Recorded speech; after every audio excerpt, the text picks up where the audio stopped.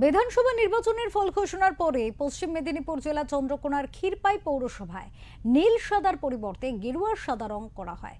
শুধু তাই নয়, জয়ের আনন্দে পৌরসভার সম্মুখে প্রধানমন্ত্রী নরেন্দ্র মোদীর বিরাট বড় একটি কাট আউটও লাগানো হয়। কিন্তু বিজেপি নেতৃত্ব কয়েকদিনের মধ্যেই পৌরসভার বিল্ডিংকে পুনরায় নীল সাদা রং করিয়ে দিয়েছে। পাশাপাশি সরিয়ে নেওয়া হয়েছে মোদীর ছবিও। চন্দ্রকোনার বিজেপি বিধায়ক সুকান্ত দলুই বলেন, কর্মীরা যে কাজ করেছিল সে কাজ সমর্থনযোগ্য নয়।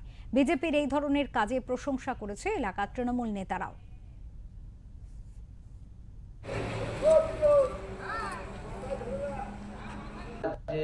ক্ষীরপাই পৌরসভাটিকে গেরুয়া রঙে রাঙিত হয়েছিল, কিন্তু পরবর্তী ক্ষেত্রে দেখেছি যে বিজেপির রাজ্য নেতৃত্ব যেভাবে ভারতীয় জনতা পার্টির কর্মীদের উদ্দেশ্যে যে কড়া বার্তা দিয়েছেন, আমি দেখেছি যে মণ্ডল সভাপতি সহ বিজেপির তামাম নেতৃত্ব কালকে দাঁড়িয়ে থেকে যে কাজটি করেছেন।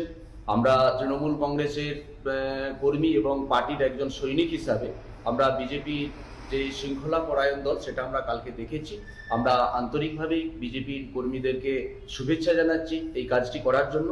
আগামী দিনে তারা যাতে পশ্চিমবঙ্গে সহ ক্ষীরপাই শহরে যাতে শান্তির পরিবেশ ঠিক থাকে, তার জন্য আমরা বিজেপি নেতৃত্বদের কাছে আমরা অনুরোধ করি।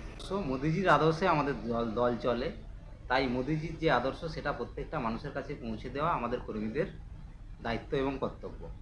তো আমাদের এখানে কোনো হিংসার জায়গা নেই, আমাদের এখানে কোনো তৃণমূলের মতো অত্যাচার করার অপশন নেই। তো আবেগের বশবর্তী হয়ে হয়তো কর্মীরা এটা করেছিল, কিন্তু ডিসিপ্লিন সবার আগে। আমার দলের নির্দেশে, আমার দলের রাজ্য স্তর থেকে শুরু করে কেন্দ্রীয় স্তর যেই নির্দেশ দিয়েছে, আমরা যারা ভারতীয় জনতা পার্টির কর্মী আছি, আমরা সেই নির্দেশ অক্ষরে অক্ষরে মেনে চলতে বাধ্য।